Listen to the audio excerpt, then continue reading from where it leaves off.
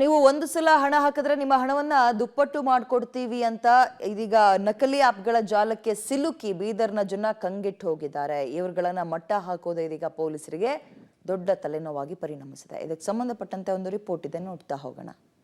Online ಆಪ್ಗಳನ್ನು install ಮಾಡುವ ಮುನ್ನ ಎಚ್ಚರ. ಸೈಬರ್ ಖದೀಮರ ವಂಚನೆಗೆ ಲಕ್ಷಾಂತರ ಹಣಕ್ಕೆ ಪಂಗನಾಮ.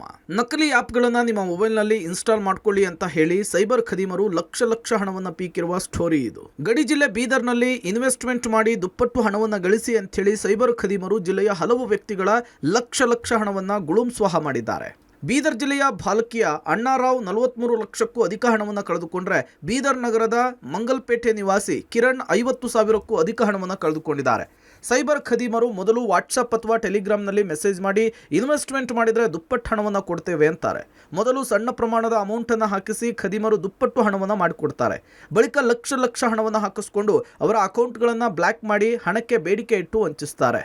ಸೈಬರ್ ಕ್ರೈಮ್ ಪೊಲೀಸರು ಸೈಬರ್ ಖದೀಮರ ನಯಾ ಟೆಕ್ನಿಕ್ ನೋಡಿ ದಂಗಾಗಿ ಹೋಗಿದ್ದಾರೆ. ಹಣ ಕಳೆದುಕೊಂಡವರು ನಕಲಿ ಆಪ್ಗಳನ್ನು ಮೊಬೈಲ್ಗೆ ಇನ್ಸ್ಟಾಲ್ ಮಾಡ್ಕೊಳ್ಬೇಡಿ ಅಂತ ಹೇಳ್ತಿದ್ದಾರೆ. ಸ್ಟಾರ್ಟಿಂಗಲ್ಲಿ 1000 ಆಗಿ ಒನ್ ಡೇ ಅಲ್ಲಿ ಮಾರ್ನಿಂಗ್ 10:30 ಹಿಡಿದು 12:30 ತನಕ ಹಾಕಿದ್ದು ಸರ್. ಅದಾದಮೇಲೆ ಇನ್ನೂ ಜಾಸ್ತಿ ಅಮೌಂಟ್ ಇನ್ವೆಸ್ಟ್ ಮಾಡಬೇಕು ಅಂತ ಫೋರ್ಸ್ ಮಾಡಿದಾಗ ಮಾಡಿನಾಗ 15,000 ಒಂದ್ಸಲ 25,000 ಟೋಟಲ್ 50,000 ಆಗಿದೆ ಸರ್. ಉಳಿದಿನ ಬ್ಯಾಲೆನ್ಸ್ ಅಮೌಂಟ್ ರಿಲೀಸ್ ಮಾಡಬೇಕಂದ್ರೆ ಇಷ್ಟು ನೀವು ಕೊಟ್ಟರೆ ನಾವು ಹಿಂದಿನ ಅಮೌಂಟ್ ರಿಲೀಸ್ ಮಾಡ್ತಾರೆ ಅಂತ ಆ ಥರ ಬ್ಲಾಕ್ ಮಾಡಿ ಈ ಥರ ಫಾರ್ವರ್ಡ್ ಮಾಡ್ತಾರೆ.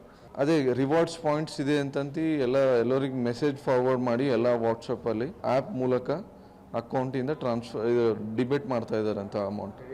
ಇನ್ನು ಈ ಬಗ್ಗೆ ಬೀದರ್ನ SP ಮಾತನಾಡಿ, ಸೈಬರ್ ಖದೀಮರ ಬಗ್ಗೆ ಜನರು ಜಾಗೃತರಾಗಬೇಕು, ಸೈಬರ್ ವಂಚಕರ ಪತ್ತೆ ಮಾಡುವ ಕೆಲಸ ಮಾಡ್ತಿದ್ದೀವಿ ಅಂತ ಹೇಳಿದರು. ಮೊದಲು ಅವರು ಇನ್ವೆಸ್ಟ್ ಮಾಡಿದಾಗ ಹೆಚ್ಚಿನ ಒಂದು ಲಾಭ ಬಂದ ಹಿನ್ನೆಲೆಯಲ್ಲಿ ಅವರು ಅದನ್ನು ಅಪ್ಲಿಕೇಶನ್ ಇಂದ ತಮ್ಮ ಅಕೌಂಟಿಗೆ ಕೂಡ ಹಣವನ್ನು ವರ್ಗಾವಣೆ ಮಾಡಿಕೊಂಡು ಖಚಿತಪಡಿಸ್ಕೊಳ್ತಾರೆ. ಆದ್ದರಿಂದ ನಂಬಿಬಿಟ್ಟು ಮುಂದೆ ಹೆಚ್ಚಿನ ಸುಮಾರು 35 ಲಕ್ಷದಷ್ಟು ಹಣವನ್ನು ಅದರಲ್ಲಿ ಇನ್ವೆಸ್ಟ್ ಮಾಡ್ತಾರೆ.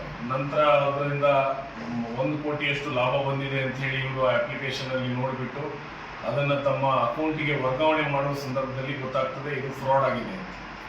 ಅದೇನೇ ಆಗಲಿ, ಜನರು ಸಹ ದುಪ್ಪಟ್ಟು ಹಣದ ಆಸೆಗೆ ಬಿದ್ದು ಈ ರೀತಿ ಯಾರ್ಯಾರೋ ಹೇಳಿದ ಆ್ಯಪ್ಗಳನ್ನು ಇನ್ಸ್ಟಾಲ್ ಮಾಡುವ ಮುನ್ನ ಸ್ವಲ್ಪ ಎಚ್ಚರಿಕೆ ವಹಿಸಬೇಕಾಗುತ್ತೆ. Mallikarjun, public TV, Bidar.